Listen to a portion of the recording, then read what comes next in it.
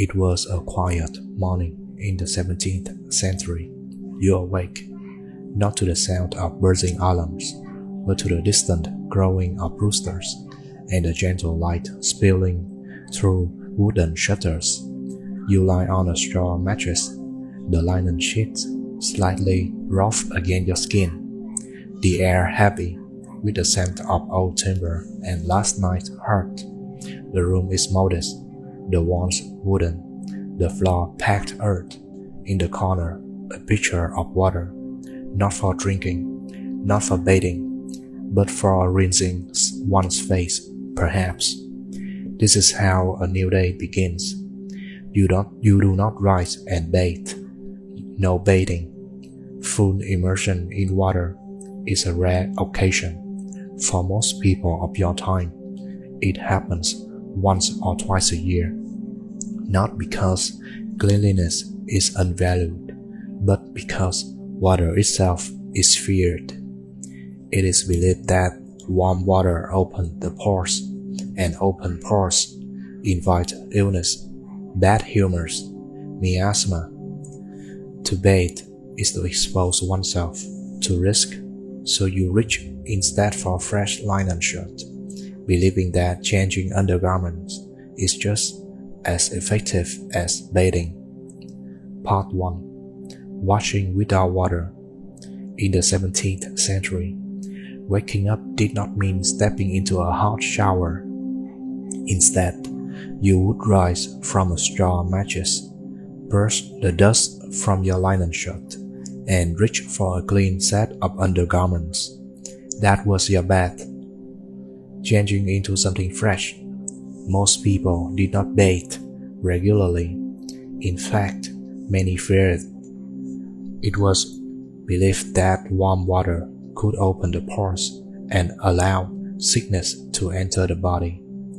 Water was not just it. Soap was harsh. Hot water was difficult to prepare. Full body baths were rare and often reserved for the very wealthy, perhaps only once or twice a year. Instead, people relied on dry washing. They rubbed their skin with cloths. Some used vinegar, others used rose water, if they could afford it. If you were poor, you might wipe your face with ashes. If you were noble, perhaps a warm sponge scented with herbs. Cleanliness was not about removing dirt with water. It was about staying dry, smelling pleasant, and believing that linen could absorb whatever needed to be cleaned. That was hygiene. In the 17th century. Part 2. Teeth, salt, ash, and sticks. In the 17th century, keeping your teeth clean was not a glamorous affair.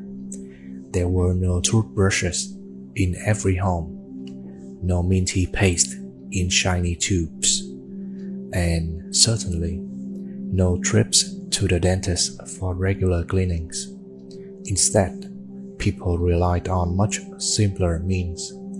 The most common tool was a chewy stick, a small twig, often from aromatic trees like willow or birch.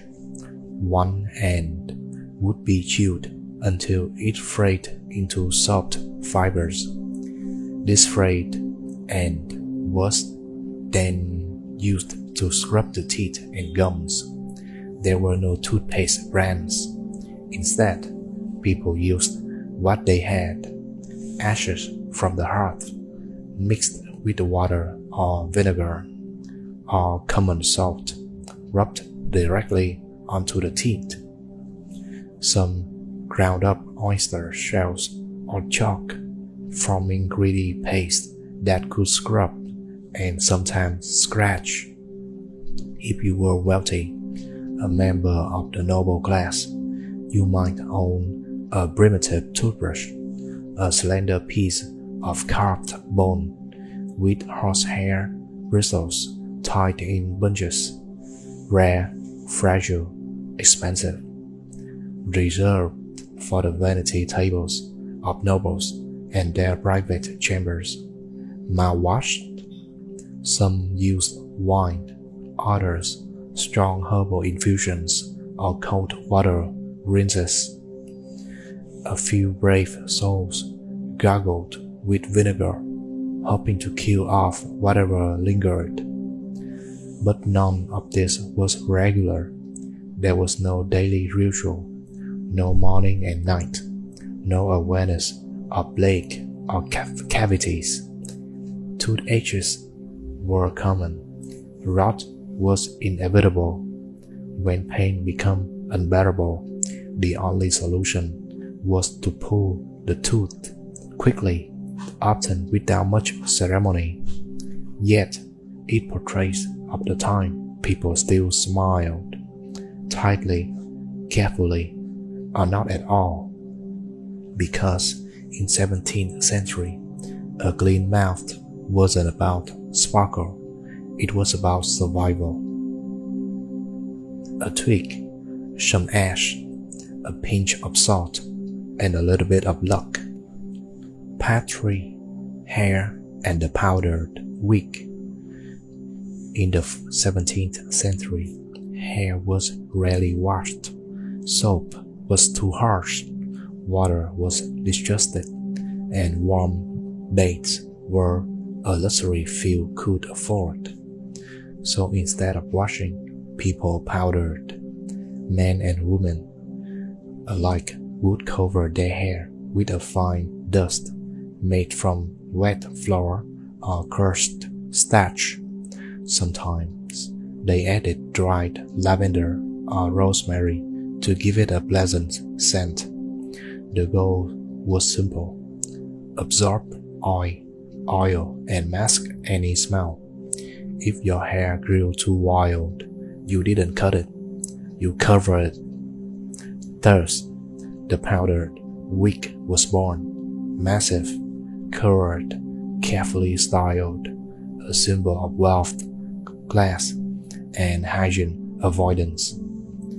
Beneath the wigs, real hair was tied up tightly, rarely seen, seldom washed, out of sight and out of mind. But wigs had their issues. Leaves often found their way in, so people placed herbs inside, mint, wormwood, hoping to keep the creatures away. And every few weeks, the wigs were repowdered, brushed, freshened, and set back in place, ready to impress. Because in the 17th century, clean hair didn't mean clean scalp. It meant a cloud of scented powder and a very large wig. Part 4. Scent over soap. In the 17th century, soap was not the first answer to a door. Scent was. Soap existed, yes, but it was harsh, often made from iron and animal fat. It scrubbed the skin, it stung the eyes. Most people preferred not to use it often. Instead, they masked the smell with oils, with powders, with perfume. For many, staying fragrant was far more achievable than staying truly clean. Men and women carried scented handkerchiefs pressed into sleeves, tucked into belts, and held gently to the nose when walking through the city. They were not just for show, they were survival. The streets smelled of life, of horses, of food gone bad, of chamber pots dumped into gutters. And a handkerchief soaked in rose water was a shield, delicate, floral, and essential. Nobles favored pomanders, small, perforated metal balls filled with spices, clove, cinnamon, nutmeg. They dangled from chains, swung gently with each step, releasing bursts of scent to drown out the world.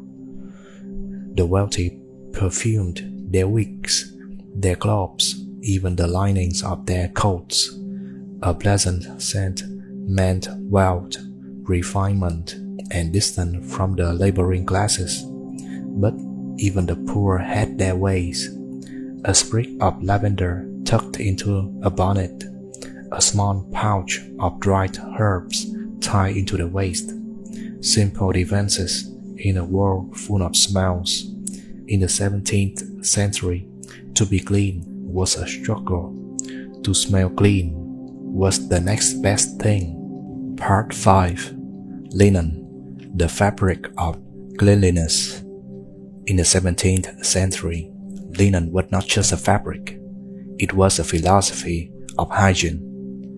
People didn't wash themselves daily, but they did change their linen.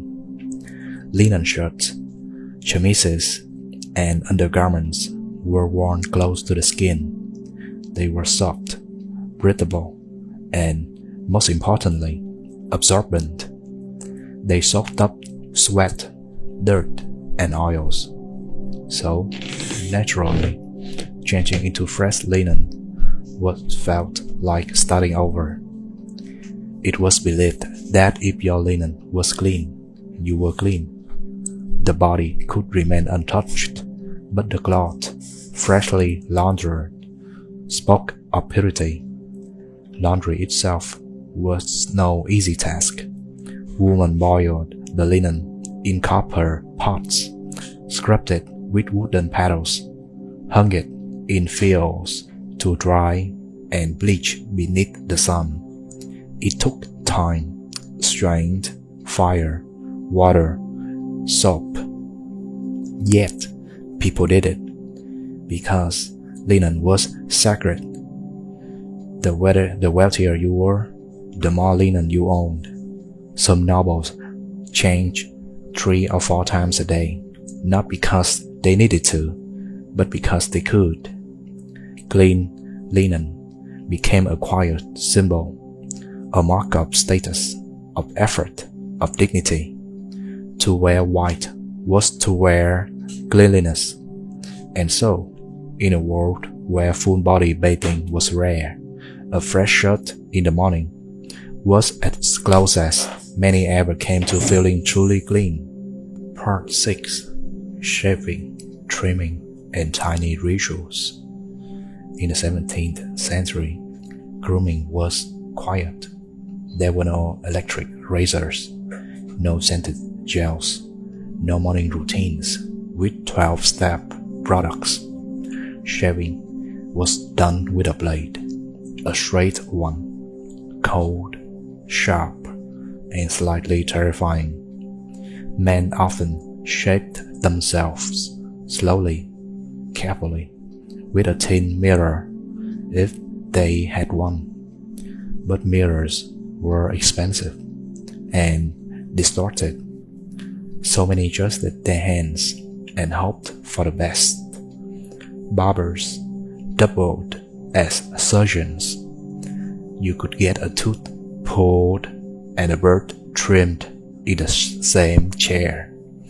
There was no shaving cream, perhaps a bit of warm water, maybe lard, or just bravery. Nail clippers didn't exist. Nails were trimmed with small knives or bitten off, quietly, privately, without much thought. Eyebrows were left alone. Birds were shaped with patience, and haircuts were rare, sometimes done at home, in silence, with fabric scissors. There was no daily ritual, no glow-up, no exfoliation, just small acts, done by hand, in the corners of dim rooms. Grooming in the 17th century was not about style, it was about function. It was almost always done in the dark. Part 7. Toilets, or the lack thereof. In the 17th century, toilets as we know them didn't exist. There were no flush handles, no porcelain bowls, no private stalls with warm lighting and scented candles. Instead, there were chamber pots, simple ceramic or metal bowls, kept under the bed or in the corner of a room. When nature called, one would squat, relieve themselves, then slide the pot back beneath the bed, as if nothing had happened. In cities, it was common to toss the contents out the window. A quick shout got us low. It means mind the water, and down it went into the street below, sometimes onto someone's head. The smell was constant, especially in the summer. Gutters ran thick, and so did the flies. The wealthier homes had closed stools, wooden chairs with a hole in the seat and a bucket beneath. A curtain might surround it. A servant might clean it. It was still very much a bucket. In the countryside, people used outhouses or simply walked to the edge of a field.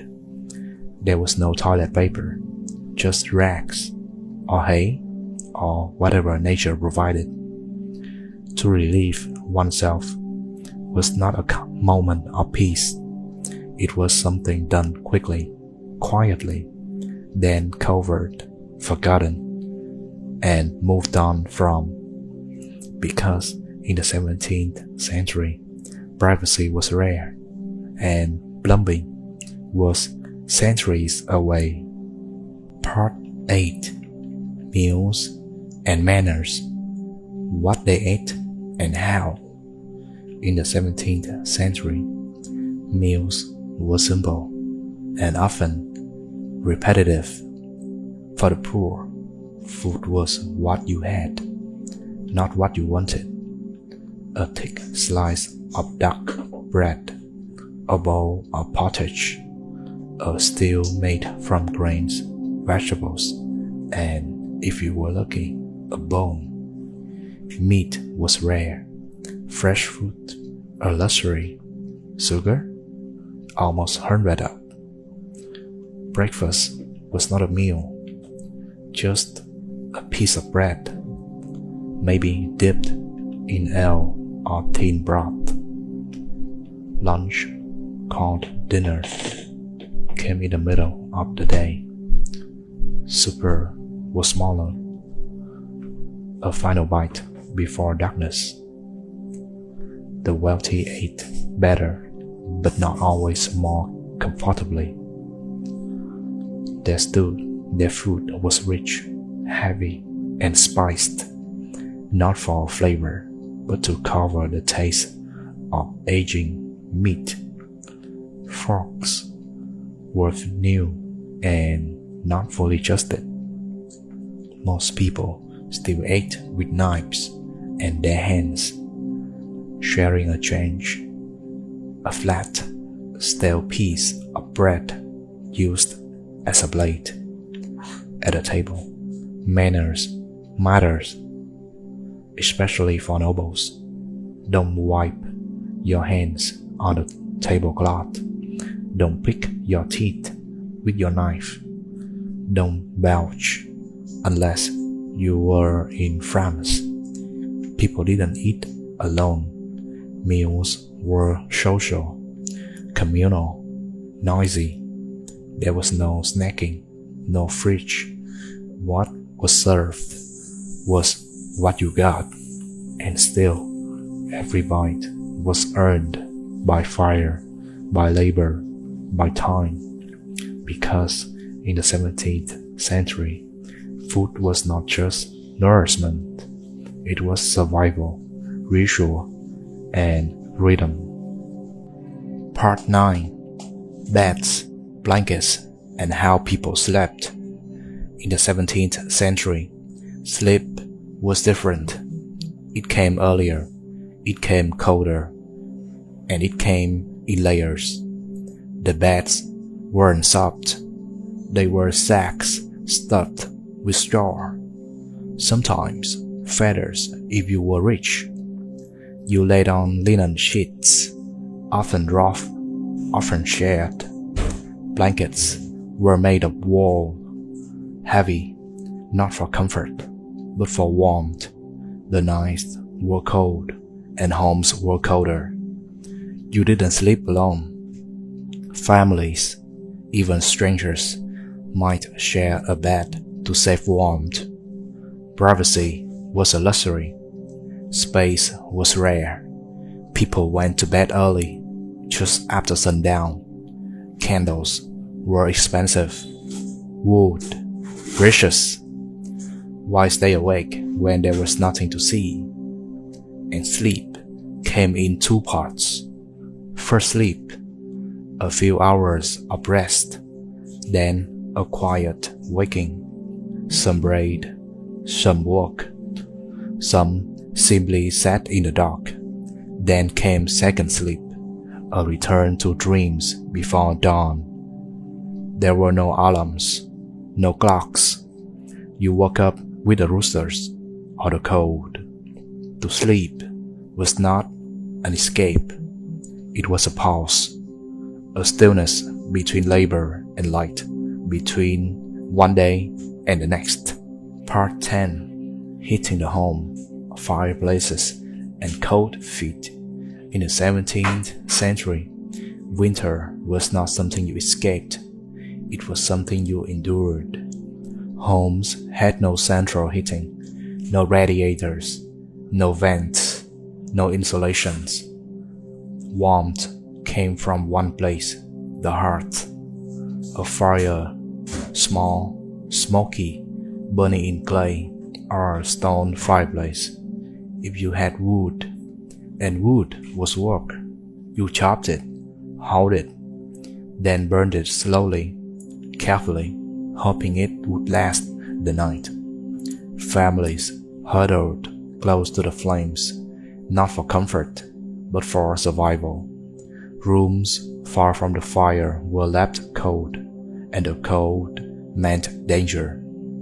At night, the fire was banked, covered in ash to keep it smoldering until morning. A warm bed was rare, so people warmed bricks in the fire, then wrapped them in cloth and placed them at their feet under the covers.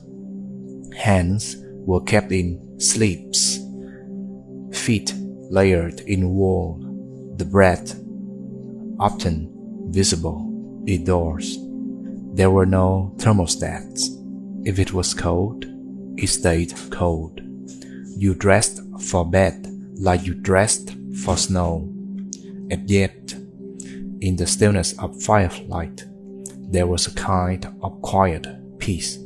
Crackling logs, flickering shadows, the sound of warmth earned one ember at a time. Part 11. Lighting the darkness. Candles, oil, and the night. In the 17th century, nightfall meant darkness, real darkness, thick, complete, and absolute. There was no electricity, no switches to flick, no soft glow from screens or lamps. The day ended when the sun disappeared, and in its place came from shadows. The light came from a fire, a candle, if you had one, a tallow lamp, a small dish of oil with a floating wick. Tallow, made from animal fat, burned poorly. It smelled, it smoked, it sputtered. It was precious. People rationed light. They did not waste it. A single candle might be moved from room to room, used only when needed, extinguished when not. Reading at night was rare, not because people couldn't read, but because candles cost money, and eyes grew tired in the flickering light. Shadows danced on the walls. The wind shuttled through cracks, and the night was long, longer than you might imagine. Some rooms had no light at all, only the memory of flame, only the cold. So people went to bed early. They whispered, prayed, listened until the flame was gone and the house surrendered to silence. Because in the 17th century, the night did not end with light. It ended with stillness. Part 12. Children's Lives, Chores and Quiet Games. In the 17th century, childhood was not carefree. It was short, it was quiet, and it was full of work.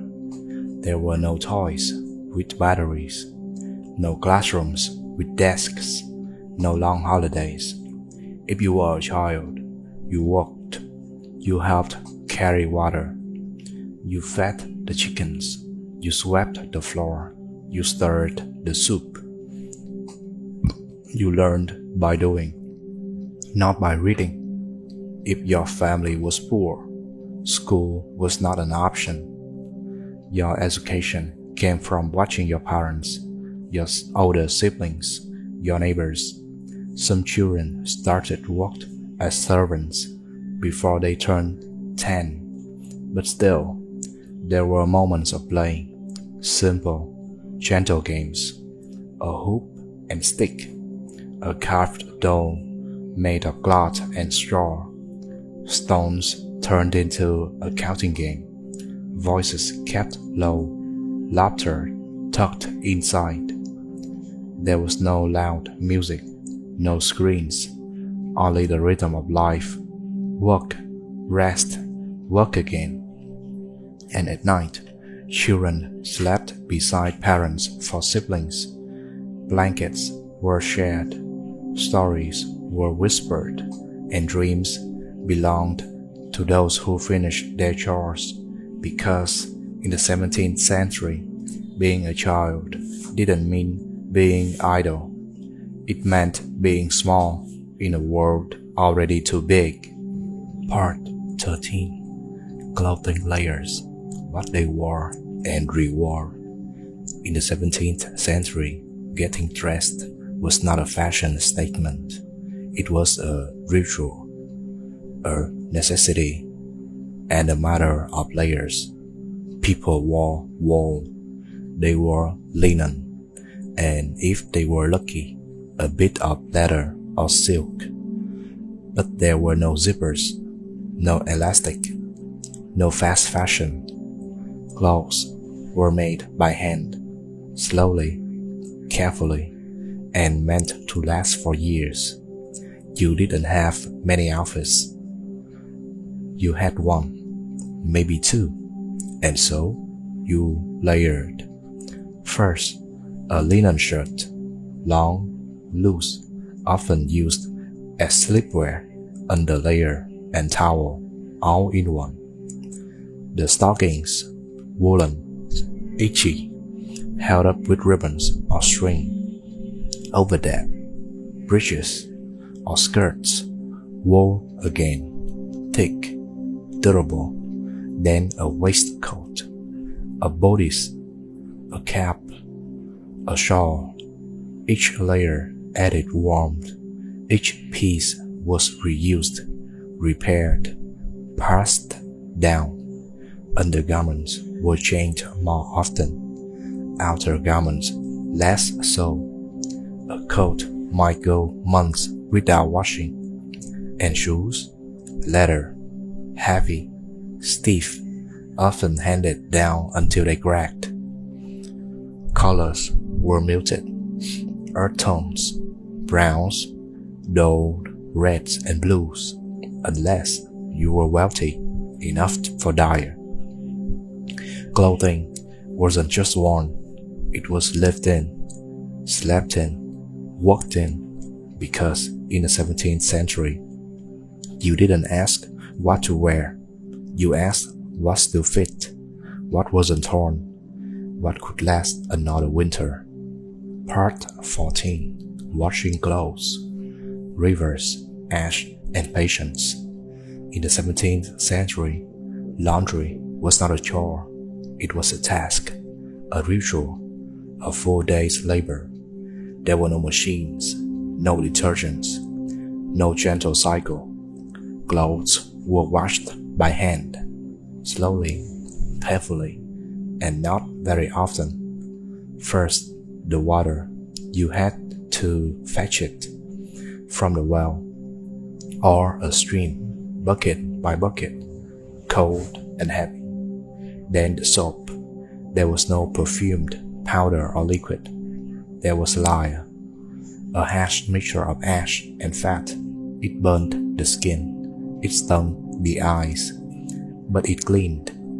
Clothes were soaked, beaten and on stones, scrubbed with brushes made of sticks or straw, rinsed again, then wrung out, tightly, painfully, until the arms ached.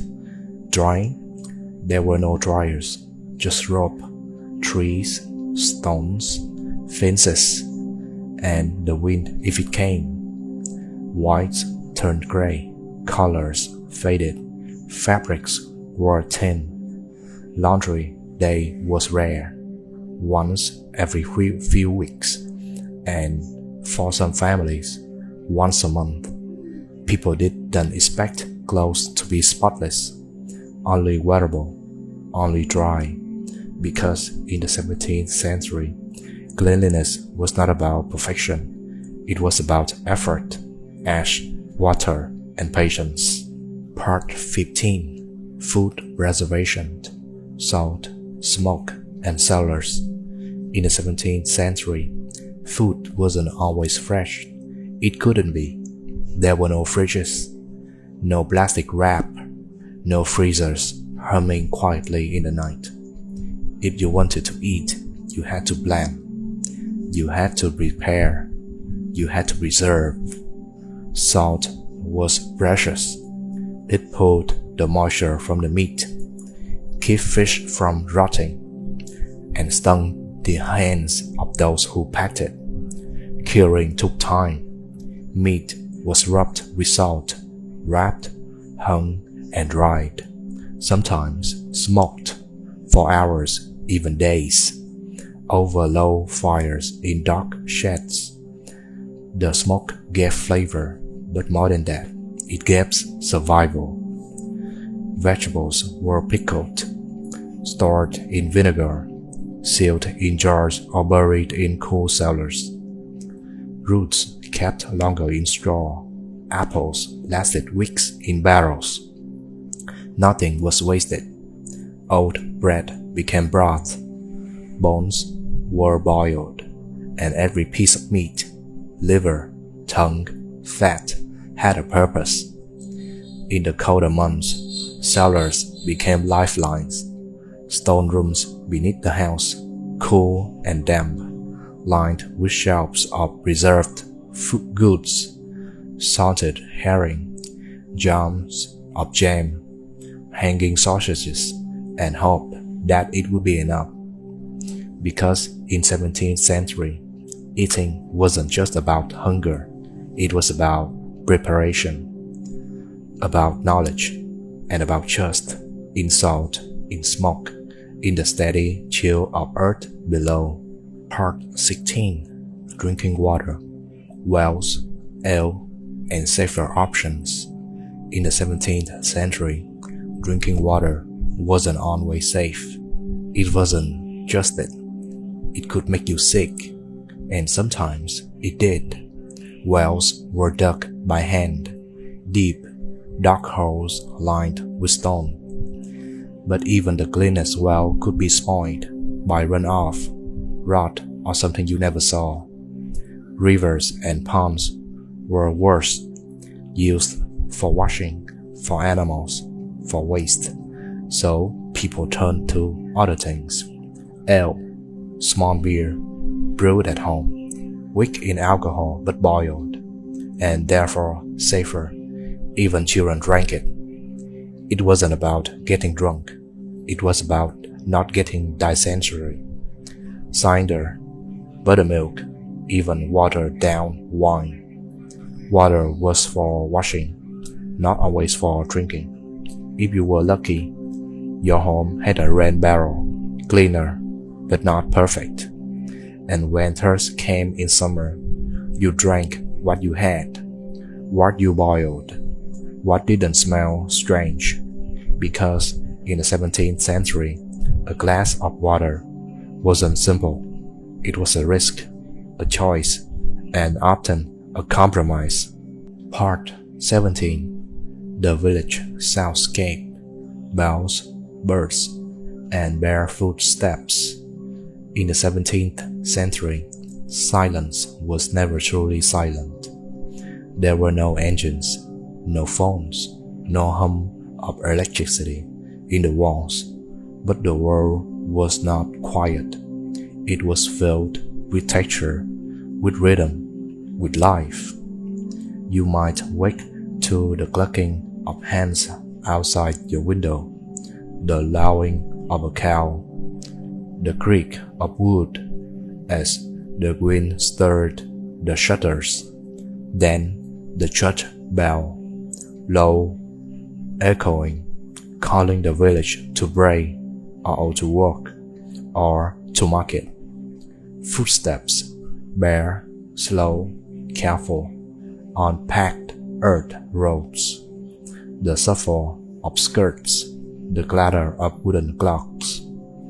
Children's laughter in the distance, dogs barking, geese honking indignantly as they are hurried toward the stream. A blacksmith's hammer, the splash of water in a bucket, the muffled murmur of women gossiping at the well. Every sound had meaning. Every sound was familiar. There were no headphones, no playlists. The soundtrack of your life was your life. Even the silence between sounds was its own kind of music. And when night fell, crickets took over. Owls called from the trees. The bell rang again, once, then stillness.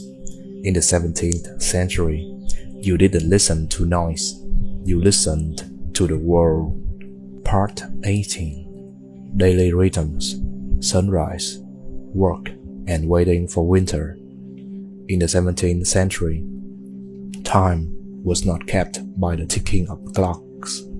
It was kept by the light, by shadow, by the crowing of roosters and the long stretch of dusk. You woke up with the sun. There were no alarms, no schedules printed and pinned, only the rising light and the work it required. Morning meant motion, feeding animals, chopping wood, gathering eggs, carrying water, baking bread. It was not fast, but it was never still. Midday was warmed, the sun highest, a moment to sit, maybe with bread and cheese, if the work allowed. Afternoon brought more labor, weeding, mending, hauling, scrubbing. There were no weekends, only weather. Evening came quietly, faint light through the trees. The last of the chickens tucked into their coop, smoke curling from chimneys, and bodies, tired from honest work, moving slower. Then night, and with it, silence, candles, and sleep. But always, beneath the rhythm of each day, was the rhythm of the seasons. Spring meant showering, summer meant labor, autumn meant storing, and winter waiting. Waiting for the frost to lift, waiting for the sun to return, waiting, as always, for another day. Because in the 17th century, life moved by sun and soil, and time was something you lived inside of. Part 19. What time meant: days without clocks. In the 17th century, time did not tick. There were no digital numbers, no seconds flashing in red, no phone vibrating every hour. Time was light, it was sound, it was feeling. You knew the morning by the chill on your skin, by the first songs of birds, by the gray glow through your shutters. Midday meant hunger. The shadow of your body grew short, and your arms, tired from labor, asked for rest. The afternoon was when chores changed, from working the fields to mending clothes, from washing to sweeping, a different task, but never a pause. Evening arrived quietly. You didn't check your watch. You watched the color of the sky, the way smoke curled differently from chimneys, the hush in the wind. And when night came, it was full, dark, deep, and still. The only light was from the candle or the moon. Some had sundials, some had bells, but most people didn't ask, "What time is it?" They asked, "Is it time?" Time to feed the animals, time to bake the bread, time to go to bed. Because time was not a number, it was the rhythm, it was nature, it was the space between one sound and the next. And in the 17th century, that was enough. Part 20. Letters and silence. How people stayed in touch. In the 17th century, stay in touch meant patience. There were no phones, no instant messages, no replies in 5 seconds, or even 5 days. Words traveled slowly, by foot, by horse, by ship. A letter was a treasure, written by hand, folded carefully, sealed with wax, carried through mud, rain, over hills and borders. You waited and waited. Weeks might pass, sometimes months, and when the letter arrived, you read it more than once. You had it close. You smelled the paper because it had been touched by the very person you missed. But most of the time, you didn't write. You didn't send. You waited. You wondered. You remembered. Some messages came with travelers. Some came with merchants. Some never came at all. There were silences, long ones, but in those silences, people still cared, still thought of each other, still hoped. Because in the 17th century, to stay in touch wasn't about constant noise. It was about memory and the weight of a letter carried by time. Part 21. Birth and midwives coming into the world. In the 17th century, birth did not happen in hospitals. It happened at home, in the same bed where you slept, beneath the same wooden beams that held your family's prayers. There were no monitors, no sterile globes, no bright white lights, only hands and eyes and faith. When the time came, somebody ran for the midwife. Often, she was already nearby. She had been 100 births, and 100 sorrows too. She came with cloths and warm water, with herbs for strength and prayers for luck. Maybe even a coin tied in cloth for good fortune. For life, the mother labored in silence or in moans too low for words. For words, outside the wind might rise, or the fire might crackle, but inside there was only breathing, waiting, and hoping. Sometimes the child came quickly, sometimes not at all. There were no guarantees, but there was care. The midwife wiped the brow, held the hand, waited for the first sound, a gasp, a wail, a start, and then, wrapping the baby in linen, the midwife would say, "He's come through. She's whole. Rest now."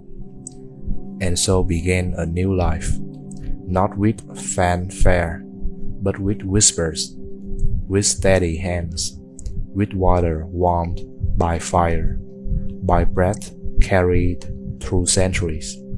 In the 17th century, to be born was to be welcomed into a world of quiet courage. Part 22. Death and farewell. How people said goodbye. In the 17th century, death came quietly. There were no sirens, no flashing lights, no rush, only breath, then no breath, and the slow hush that followed. When someone passed, the house grew still. The fire was kept low. The curtains were drawn. Mirrors might be covered, so no soul would get lost inside them. The body stayed at home, on the same bed where they once slept, washed by hands that loved them, wrapped in linen, sometimes stitched by daughters long ago. A coin might be placed on each eye, not for payment, but for peace. Neighbors came, not with flowers, but with bread and silence. The priest arrived, a candle was lit, prayers were whispered. There was no music, only footsteps, and the soft rustling of wool as people sat. The coffin was plain, wooden, often made by a neighbor, sometimes by the dead themselves, long before the moment came. Then the walk began, slowly, past the fields, past the animals, toward the churchyard, where the soil waited, where the names slept, and when the last shower of earth was laid. There were no speeches, only a nod, a look at the sky, and the sound of shoes returning home, because in the 17th century, to say goodbye wasn't loud. It was not hurried. It was shared, held, and folded gently into memory. Part 23. Belief and superstition. Spirits in the cellar and stars above. In the 17th century, not everything could be explained, and so people explained it with stories. The wind in the chimney, a spirit passing by, a creak in the cellar, perhaps a soul unfinished with its work, stars that fell from the sky. That is the signs of change, or of birth, or even death. People didn't read the sky reports. They read the sky, the shape of clouds, the silence of animals, the way a candle flickered when it shouldn't. Garlic was more than flavor. It was a protection. Salt was more than seasoning. It was for purification.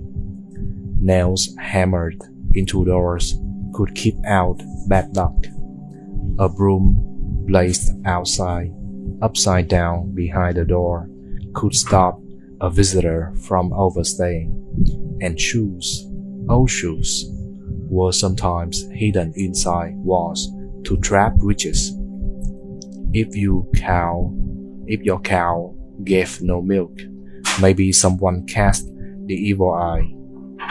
If your baby cried too much, you hung an herb above their cradle, lavender, rue, or a silver coin tied in cloth. Wells had spirits, woods had whispers, and crossroads, that's where the veil was thin. People believed, not because they were foolish, but because belief gave shape to the unknown.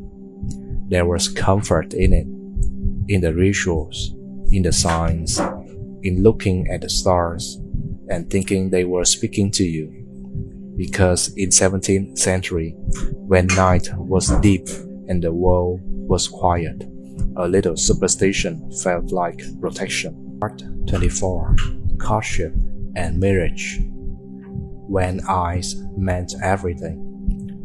In the 17th century, to fall in love was to speak without words. Courtship moved slowly. There were no love letters sealed with perfume, no romantic walks by the river at sunset. Instead, there were glances from across the market, from across the pews at church, from across the firelight during long evenings. A glance might last a moment, but it carried everything: hope, fear, the question, and the answer. A favor might be exchanged: a handkerchief, a dried flower, a piece of ribbon tied around a wrist. There were no promises of forever, just hands brushing accidentally while passing bread, or a small smile given when no one else was looking. Once a match was considered, it wasn't the couple who spoke first, but the families, mothers whispering, fathers measuring acres and livestock. And when agreement was reached, there was still no ring, only an understanding. Weddings were simple. Some were held in churches, others at home, before a small gathering. The bride wore her best dress, which might not be white. The groom wore his best boots, which might still be muddy. Vows were spoken softly.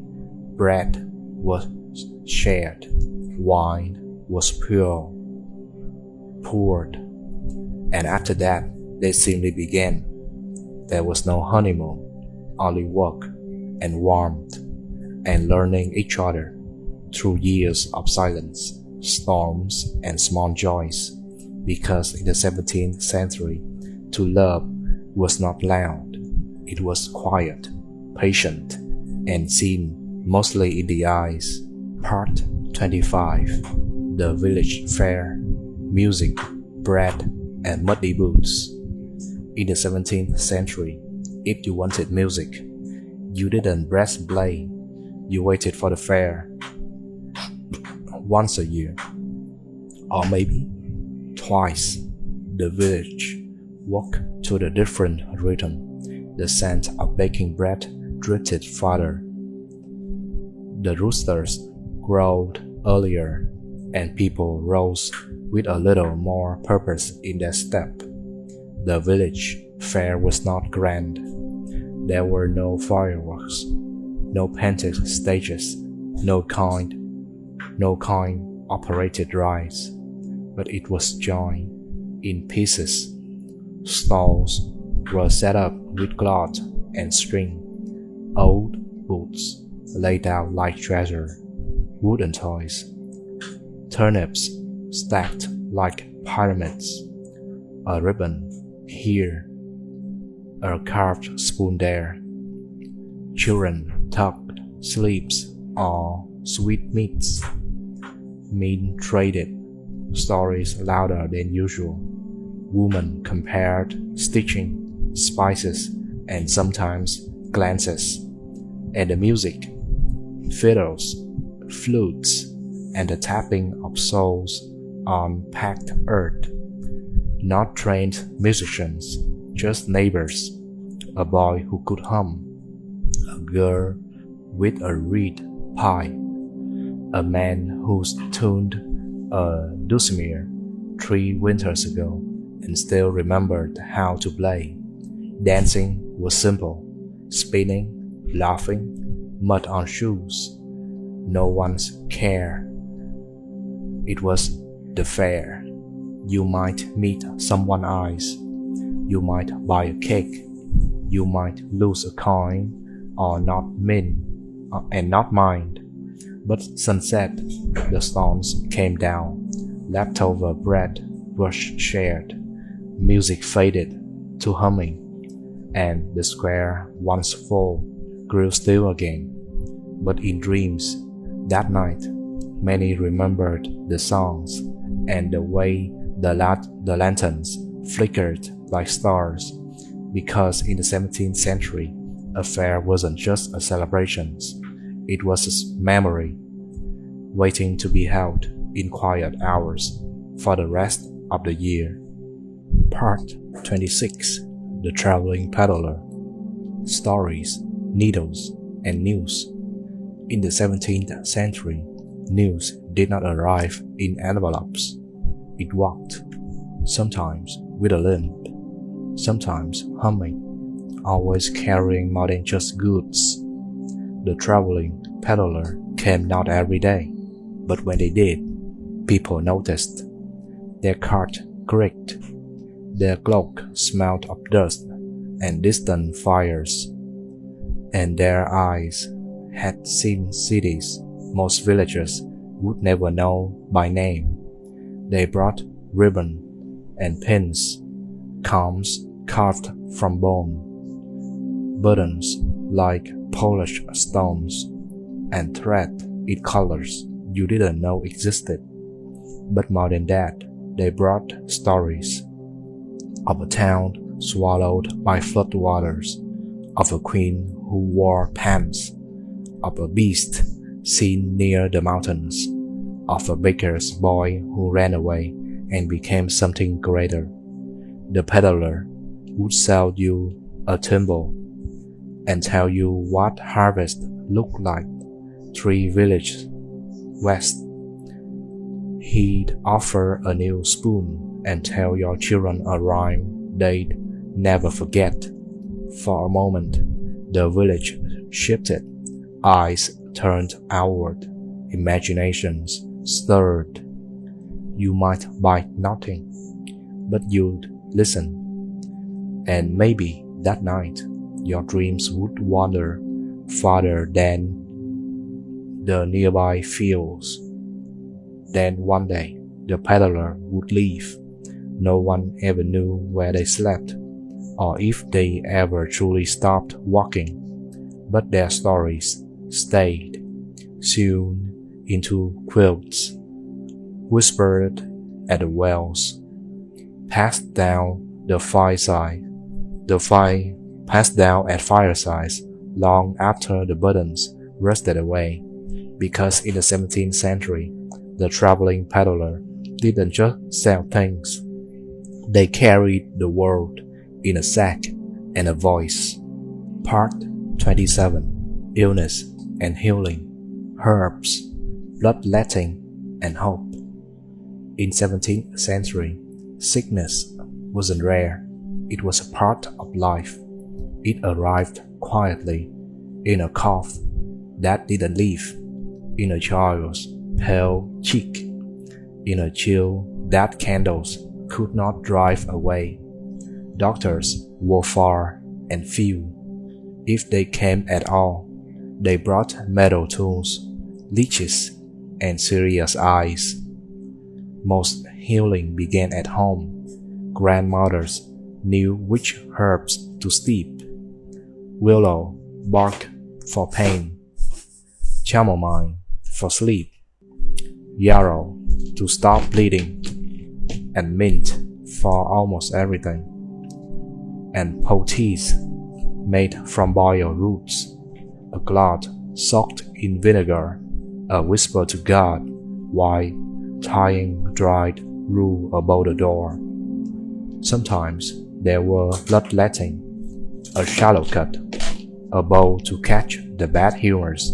It looked violent, but they believed it fed the body from sickness. There were no antibiotics, but there was honey. There were prayers, and above all, patience. People waited, and watched, sat beside beds, feeling foreheads, and reading the bread like scripture.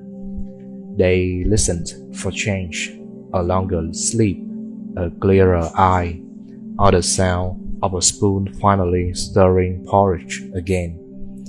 And when someone got better, they petted was a rosemary, or the moon, or maybe Saint's relic buried under the hearth. But deep down, they knew it was luck and love and the human will to survive, because in the 17th century, healing wasn't a science, it was a hope, held gently in shaking hands. Part 28. Rain, Storms, and the Roof Above. In the 17th century, a storm wasn't something you watched through glass. It was something you felt in your bones, your roof, your breath. The roof above you was made from thatched, dry straw tied with care, patched with mud, moss, and hope.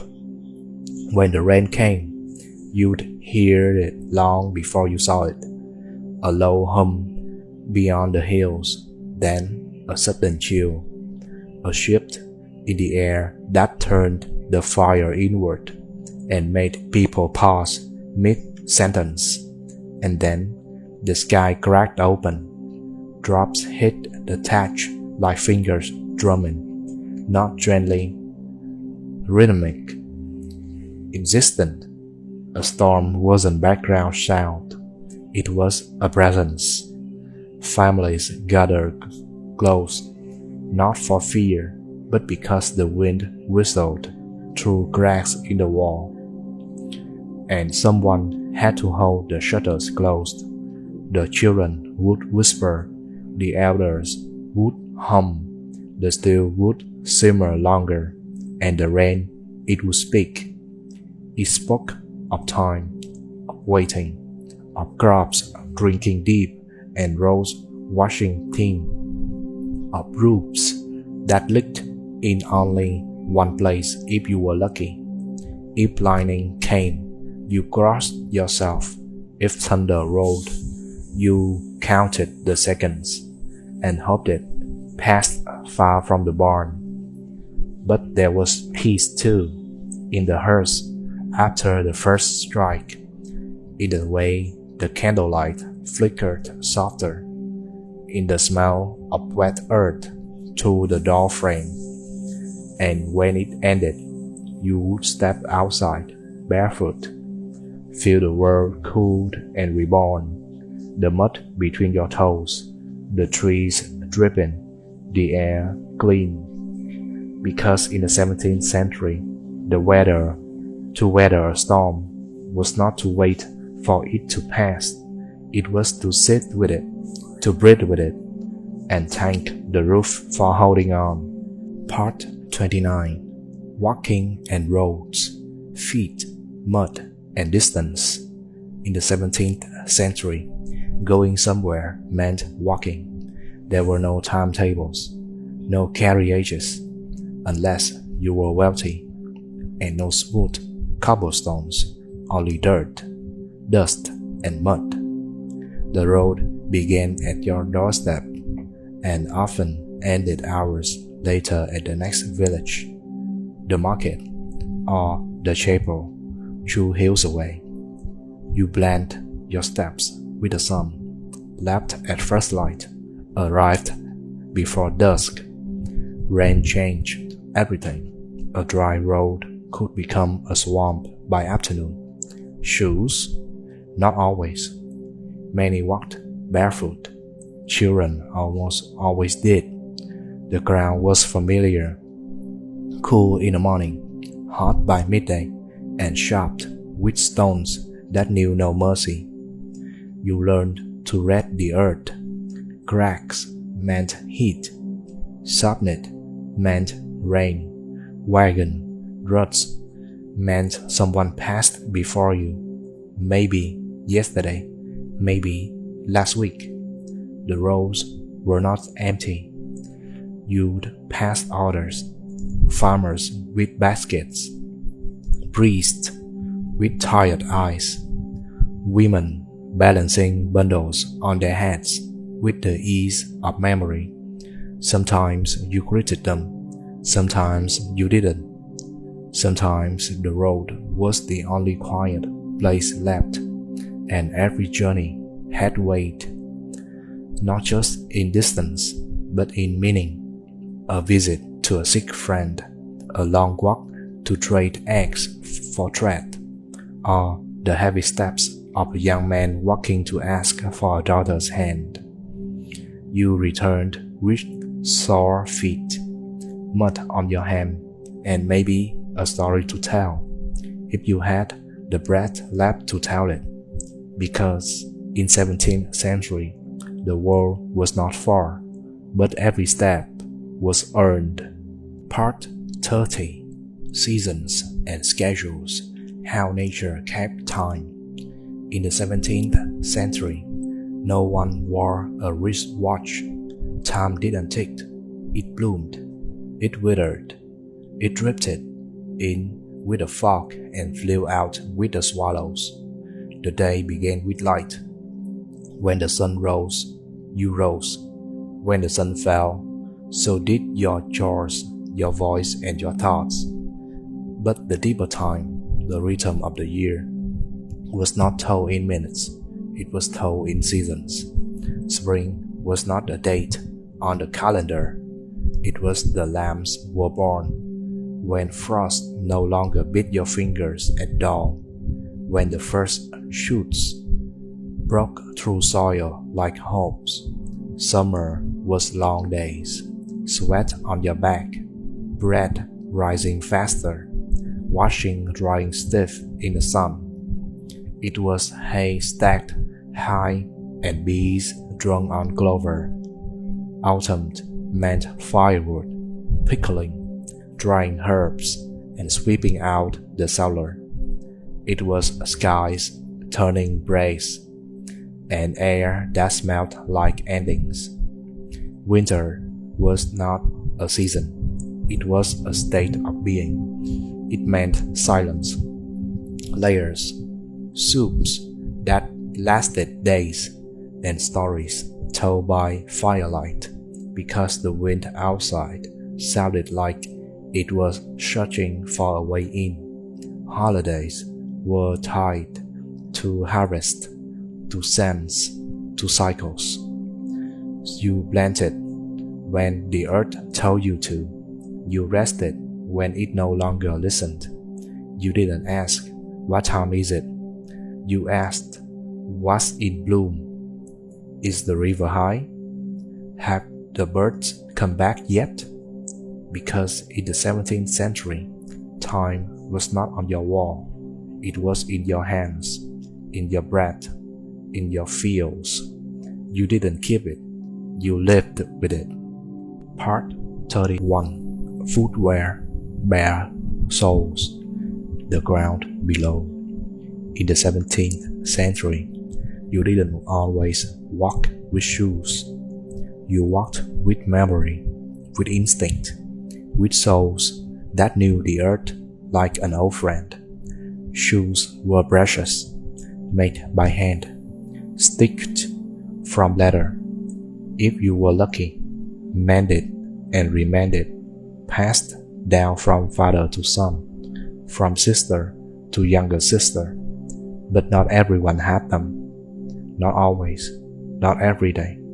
Children ran barefoot, from birth, from the stream to the fields to the church door, then waited at the threshold to wash their feet before entering.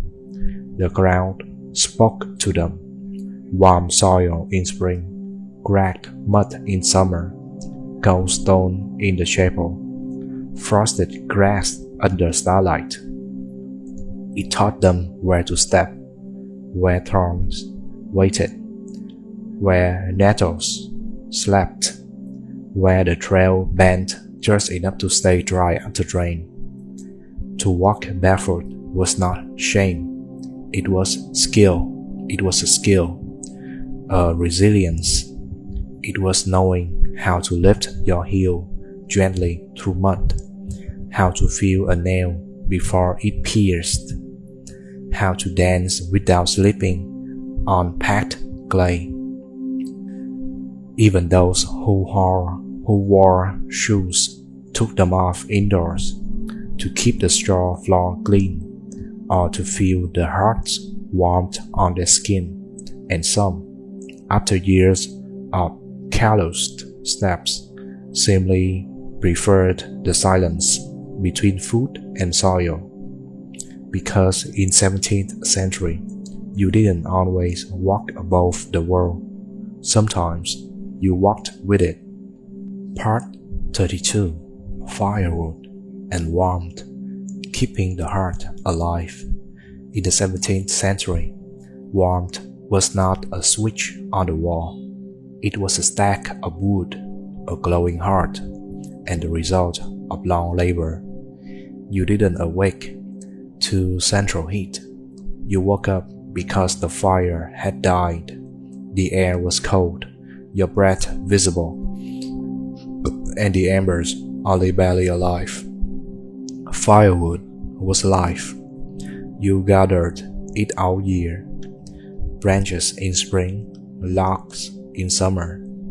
You chopped, split, stacked, and braided would last through the snow. The heart wasn't just in the kitchen. It was the kitchen, the center of cooking, the center of light, the center of survival. One fire fed all day, banked carefully at night beneath ash, so that, come morning, a single breath could wake it again. Wood was chosen by season. Ash burned hot and clean. Oak burned long. Pine burned fast and dangerously. A good fire meant dry floors, dry shoes, dry souls. A poor fire meant illness, cold bones, damp walls, sickness creeping in like smoke through a broken shutter.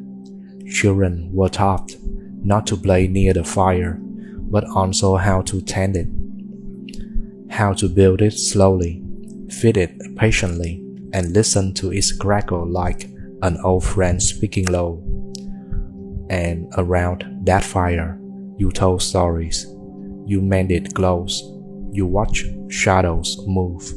You measured the day by not hours, but by how far the fire reached into the room. Because in the 17th century, keeping warm meant keeping the fire alive.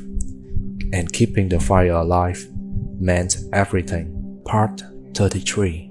Quiet moments, silence, prayer, and the end of the day. In the 17th century, the end of the day was not marked by screens dimming or engines going still. It came quietly, as a shadow across the floor, as a candle lit without a word. Evening began before sunset. A soft hush settled over the fields. Tools were leaned against barn walls.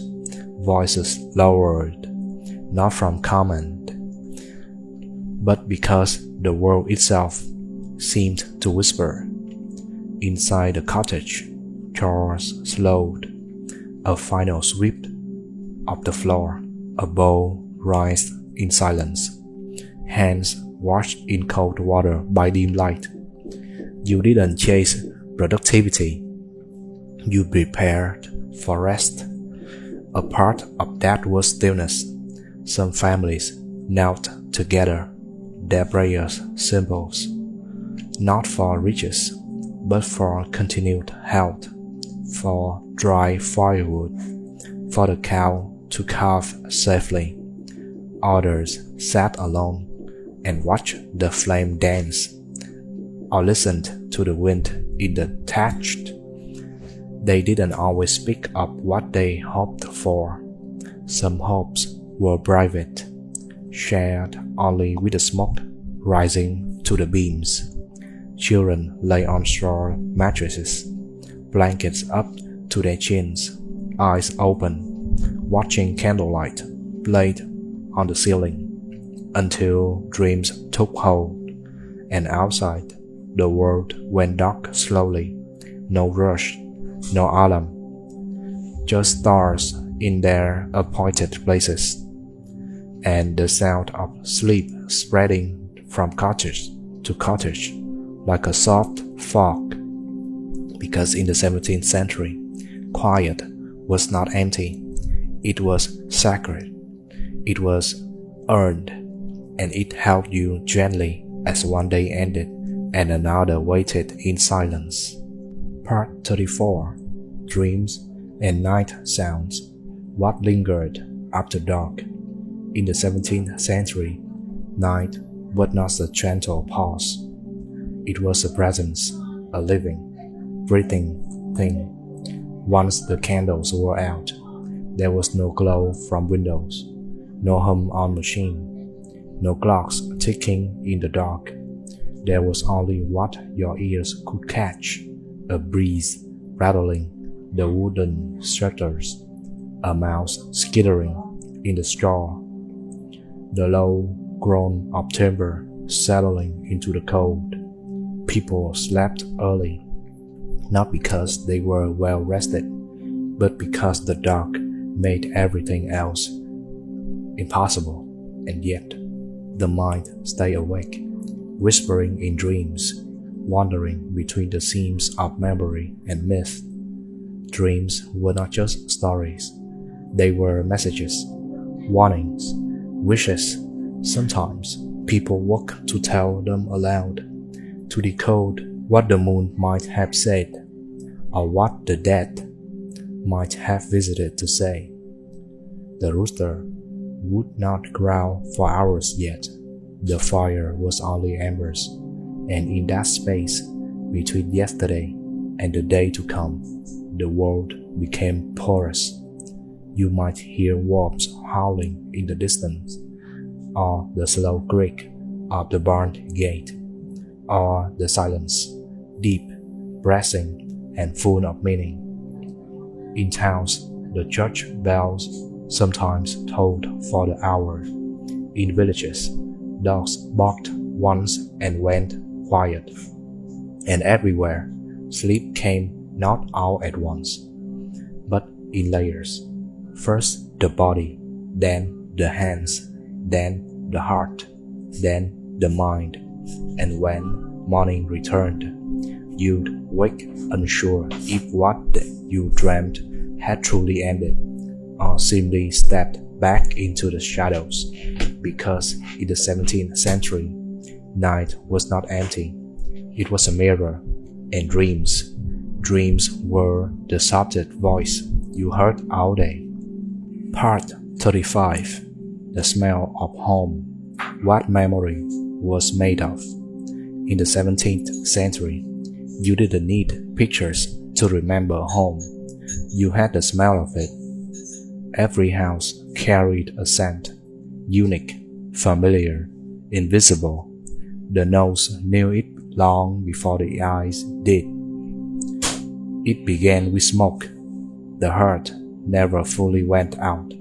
It left behind a trail, a burned wood, warm clay, and soot that clung gently to the rafters.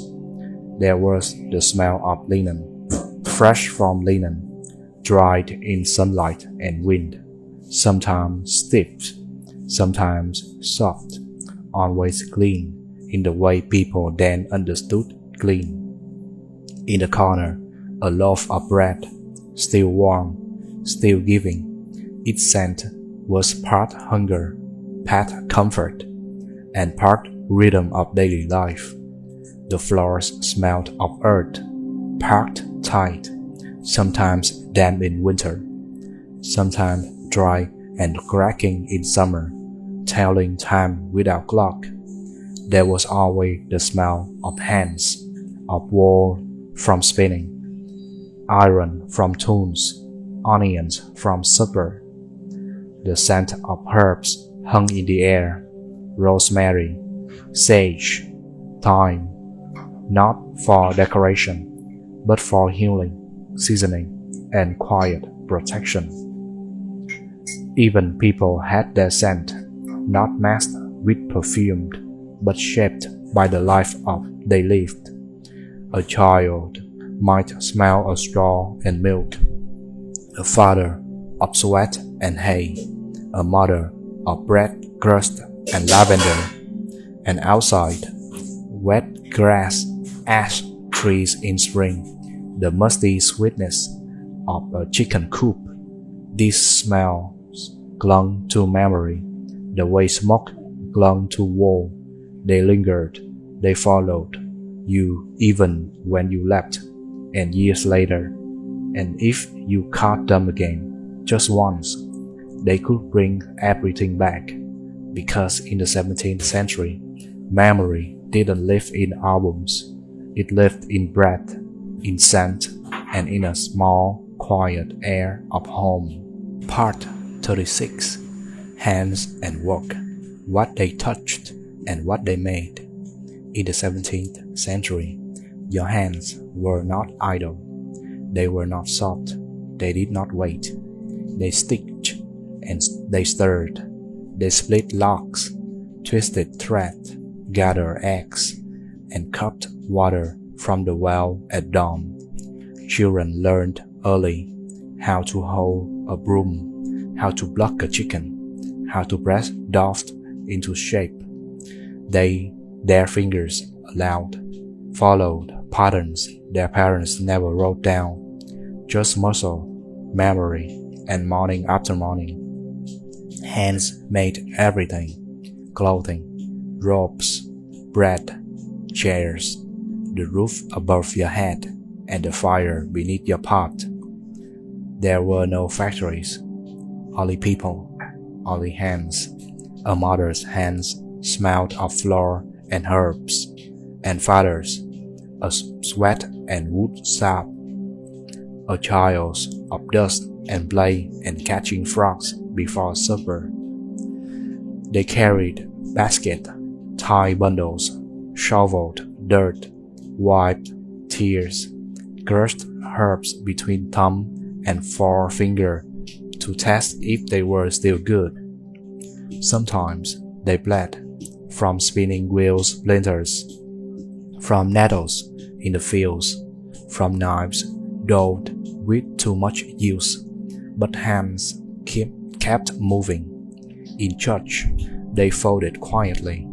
At night, they cooled by the hearth, and in sleep, they called like tired animals, ready to wake and work again at first light, because in the 17th century, the world was not run by machines, it was shaped by hands, and if you wanted anything, a roof, a meal, a cradle, a stitched patch to cover a hole, you didn't order it, you made it, or someone with hands like yours did. Part 37. Weather and waiting, what the sky decided. In the 17th century, the sky wasn't just about you, it drew you. You did not check the forecast, you watched the clouds, you sniffed the wind, you listened to the stillness before rain. A gray morning meant caution, a sudden breeze meant the laundry must come in, a red sky at dusk meant maybe don't plan tomorrow. Every plan bowed to the sky. Weddings were postponed for the threat of thunder. Journeys delayed for a morning frost that refused to melt. And waiting was a way of life. Waiting for the thaw, for the harvest, for dry roads, for one sunny day. To wash the linen and hope it dried before dusk. You didn't fight the weather. You read it. You obeyed it. A good year meant generous rains, mild winds, a long autumn. A bad year meant lost crops, wet shoes, and illness that crept into cold rooms where the fire couldn't reach. Rain could mean life or rot. Snow could mean beauty or hunger. The sky had no favorites. It passed, and it pleased. And so you learned patience. You learned to wait well, with stored apples, with quiet hands, with stories told by the fire, while the wind searched the edges of the houses.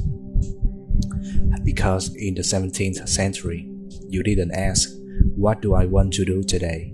You asked, "What will the sky allow?" Part 38. Windows and thresholds, the line between worlds. In the 17th century, a window was not for decoration, it was a lens, a lookout, a fragile line between the unknowns and the possible. Windows were small, panes uneven, sometimes filled with horn or oiled parchment instead of glass. They warped light. They turned the outside into the painting, blurry, golden, and far away. You looked out not to pass time, but to understand it. What color was the sky? Was the road dry? Had the neighbor lit their heart?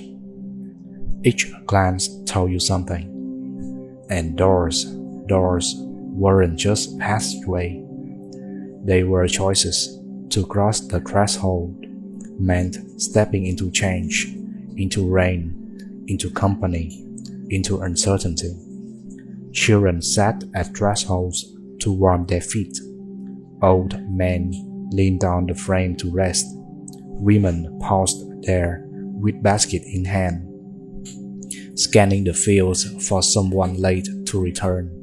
Thresholds were pauses, no entrances, no exits, just moments where breath collected and the world hesitated.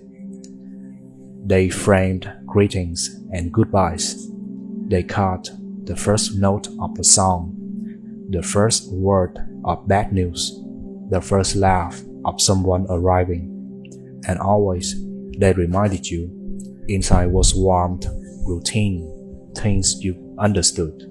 Outside was wind, stories, rumors, new faces, new weather, maybe danger, maybe wonder. Because in the 17th century, every window was a hope, and every threshold was a decision. Part 39. Neighbors and news, voices over fences. In the 17th century, news didn't travel fast. It traveled by feet, by hands holding bread across the fence, by whispers at the well, by pauses between chores. There was no paper on the doorstep, no bells for breaking stories, only eyes that saw a cat arriving early, a sheep missing from the pasture, a candle still burning past midnight. Neighbors watched, not to judge, but because lives were shared, not separated. A knock at the door meant more than delivery. It meant help. It meant warning. It meant warmth on a cold day when the chimney stayed dark. People didn't gather for entertainment. They gathered for presents, for updates, for prayer, for the simple joy of hearing someone else's voice. News came in pieces. Someone's cousin fell ill. A child was born 2 villages over. The Lord's Son was seen riding with strangers behind him. No one knew everything, but together they knew enough. Because in 17th century, what you knew was not printed. It was shared by voice, by glance, by the fence, by the field, and the fire. Part 40. What wasn't spoken? Silence as language. In the 17th century, not everything had to be said. Some things lived in the space between words. A silence at supper might say more than a quarrel. A hand on the shoulder might carry forgiveness. People didn't fill the air with talk. They let the wood crackle. They let the wind speak first. They let time stretch between questions. A child knew when to stay quiet, not from scolding, but from watching, because quiet wasn't shameful. It was expected. It was part of life. Not everyone's love was spoken aloud. Not every sorrow had a name. They lived in glances across the table, in a hand brushing crumbs from another's coat, in the act of cutting the larger piece of bread for someone else. Even in church, the most sacred moments came not with shouting, but with silence. Because in the 17th century, to live well was not always to speak, it was to listen, to see, to be near.